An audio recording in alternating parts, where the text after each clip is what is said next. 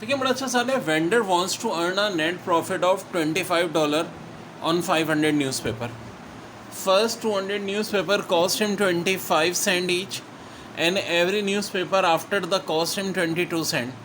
What should his revenue to allow him to achieve the profit he want if his salary expenses are 10? तो $25 का profit उसने 500 newspaper पे लिया, और जो पहले 200 न्यूज़पेपर थे, ठीक है, उस पर 25 सेंट लग रहे थे उसकी कॉस्ट. बाद वालों पे कॉस्ट कम हो गई, तो बाद में कितने बचे? 300. उसमें 22 सेंट आए. अब कह रहे हैं कि what should is revenue to allow him to achieve the profit he want if his selling expenses are $10. $25 का प्रॉफिट लेना है, एक्सपेंसेस भी $10 के हैं, तो 200 को अगर आप मल्टीप्लाई करोगे 25/100 क्योंकि ज़ाहिर है बात पैसे की हो रही है. सो 50 रुपये का तो एक्सपेंस ये आ गए. यहाँ भी ये होगा 300 को मल्टीप्लाई कर रहे हो 22/100 से, सो ये कैंसिल 66 रुपये ही आ गए. 50 और 66 116 और 10 126. 126 कॉस्ट प्राइस हो गया, जबकि $25 का प्रॉफिट भी चाहिए. 126 में 25 प्लस करो तो 151. This is your answer. Very very. Alam buys a bike for $1,500. He wishes to sell the bike for 20% profit. At what price must he sell his bike? Cost price अगर 1500 है, 20% का gain है, तो 1500 का 20% 300 आ जाएगा, और सेल प्राइस हो जाएगी कॉस्ट प्राइस प्लस गेन, यानी 1500 प्लस 300 यानी कि 1800. और ये इस क्वेश्चन का आंसर आ जाएगा.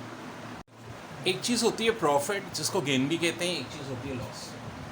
प्रॉफिट बराबर होता है sale price minus cost price, और याद रखो प्रॉफिट तभी होगा जब सेल प्राइस कॉस्ट प्राइस से ज़्यादा होगा. अगर कॉस्ट प्राइस सेल प्राइस से ज़्यादा है तो लॉस होगा, और उस सूरत में लॉस बराबर होगा cost price minus sale price. Loss percent चाहिए तो loss divide by cost price into 100. Gain percent चाहिए तो gain divide by cost price into 100. अब देखो, सेल प्राइस यानी क्या सकते हो, कॉस्ट प्राइस प्लस गेन के बराबर, और cost price sale price minus gain के बराबर.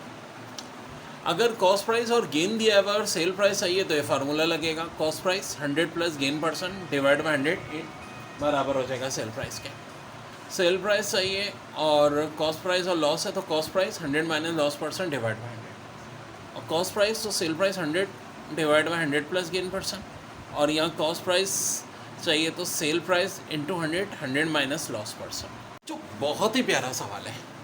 ए sells a book to B at profit of 25%. अच्छा जी, ए ने बी को बुक बेची 25% प्रॉफिट पे, and B sell book to C at loss of 4%. बेचारा सी बी लॉस हो गया, बेचारे को लॉस है तो मैंने -4 लिख दिया.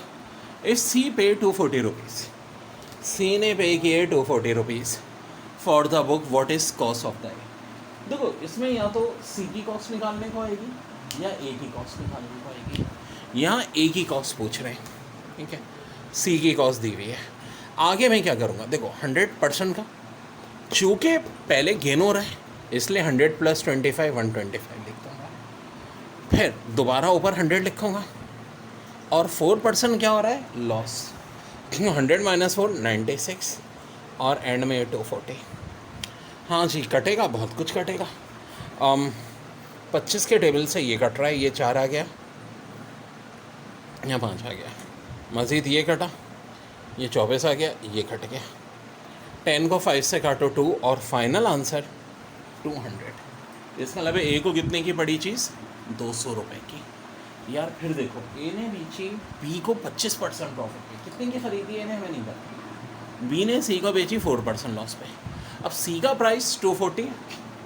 जब भी इस तरह का सवाल हो, यानी ए की चीज़ चाहिए, ऊपर लिखो 100, नीचे परसेंट में क्या करना है, अगर जैसे कि 25 गेन है तो 100 प्लस 25 100, आगे फिर 100 लिखा, चूँकि आपके पास 4% लॉस है, 100 माइनस 4 96, और फिर भाई सॉल्व कर ले.